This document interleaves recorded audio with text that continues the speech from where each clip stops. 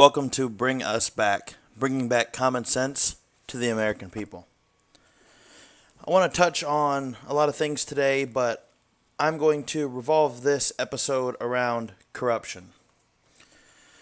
Obama is out there campaigning, and he's telling us to be worried about Russia hacking the election and how it's a national security threat and how we must reject what they are releasing from WikiLeaks because it is an attempt to rig or hack our election.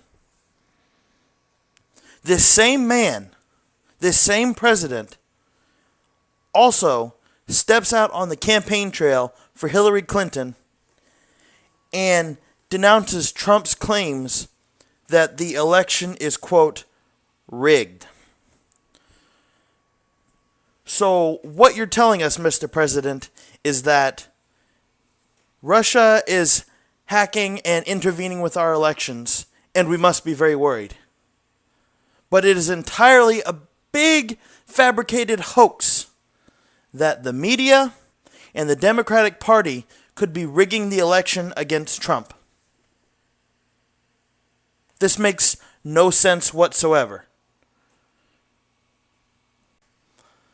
I'm sorry to say this, Mr. President, but there's a lot of us who believe that our own government and our own national media are trying to rig this election. And we trust what Vladimir Putin is saying over what you are spewing from your podium. And you can blame that on the people, or you can blame that on your track record. That falls at your feet. We as American people, we no longer have trust in our government, as you can see by the polls, in our media, as we see by the polls, and in our president. And you want to go around and blame Trump supporters. You need to address this. You need to realize the problem is you. The problem is government. The problem is not Donald Trump. It's where your administration has taken us these past 8 years. Just a couple of examples. Just this week, a George Soros-funded group was caught breaking campaign laws in the state of Arizona. That's right. A multi-billionaire who owns a number of groups and organizations that directly help get Democrats elected was caught breaking campaign laws. Also, for anyone that was paying attention this week, there were videos that were secretly recorded and then released showing people openly admitting to working closely with the Clinton campaign to bus people into Trump events and pay them to riot and cause havoc. Now, for anyone watching the news, the general perception is that Trump crowds are wild and their supporters are all over the place and racist. That is just simply not true. I've been to multiple Trump events. Everyone is peaceful. Everyone is wearing American flags, for Christ's sake. And they are cheering USA. Then random groups of people are bussed into these places to cause havoc and antagonize the people that are there. So as you can see, we have clear proof that the election is being rigged by Hillary Clinton's campaign. She is clearly paying people secretly to be bussed in to these Trump events and cause havoc and to make his support look racist and look angry and look mean. And that's the way the media covers it. Well, now we have proof that just simply isn't true. One of these men who was caught on a secret camera openly admitting to working with the Clinton campaign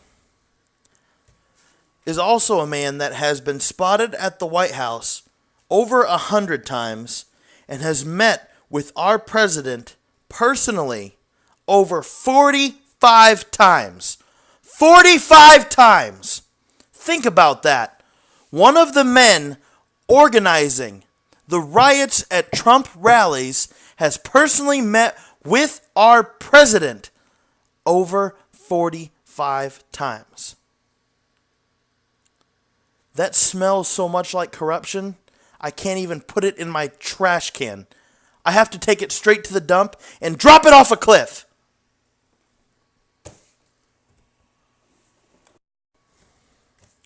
Now I want to ask my listeners just one question. Who owns the polls? Think about that. Who owns the polls? When you're sitting at home at night and you're watching MSN, ABC, CNN, any of those outlets, they release polls showing where the presidential race is at. Now, usually they report their own polls. You know, MSNBC poll has Trump down 10.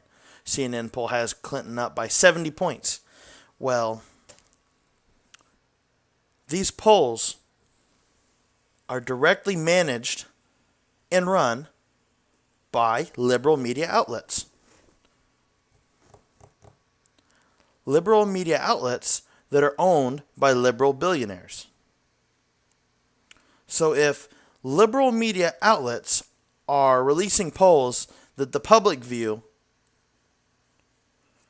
and these polls are owned by liberal billionaires, why could they not be pushing some type of propaganda? Why could they not be influencing how we view this election? Why could they not be tricking their viewers into thinking that Hillary's got the election in the bag? Think about that for a second. Now, the polls that actually matter, that are actually accurate, from some universities and some independent polling groups, have Trump up 2, 3, 4, tied, up 5, down 1, within the margin of error. They have this race close. So think about that. The polls that are owned by the liberal media all have Trump down. But every single independent poll has him in a position where he can either win or challenge her. The liberal media is distorting your view on how the public views this election. Remember that. Right now in America, we have the media rigging elections. Iran is threatening our ships and our aircraft. ISIS is chopping off heads, committing genocide. We have hackers targeting our nation. Cops being shot. Riots in the streets. Election fraud. Racial division. Nuclear tension with Russia. Multi-billionaires breaking campaign laws. A presidential candidate who has broken several federal laws. And the media chooses to talk about Trump's bad hombres comment. Our nation is burning and Hillary is campaigning for more of the same. How do you not understand that? Millennials, wake up. Wake up to what is going on. Form your own opinion. Form your own decisions. Your own thought process. The world is burning. We have corporations such as AT&T buying every single one of its competitors as it can, becoming monopolies, along with Google, Facebook, Microsoft. These companies make it hard for others to compete. That's not the American dream, folks.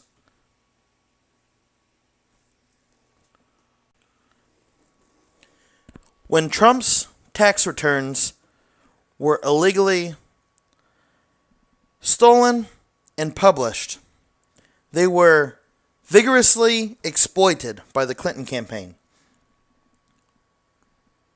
But as far as the WikiLeaks email release, well, those are merely non-important, and we should pay them no attention.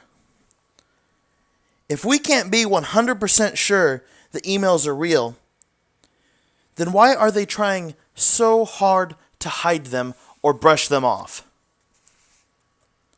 It was reported just this week that the Secretary of State for the United States, John Kerry Harry Barry, urged the Ecuadorian government to cut off Julian Assange's internet.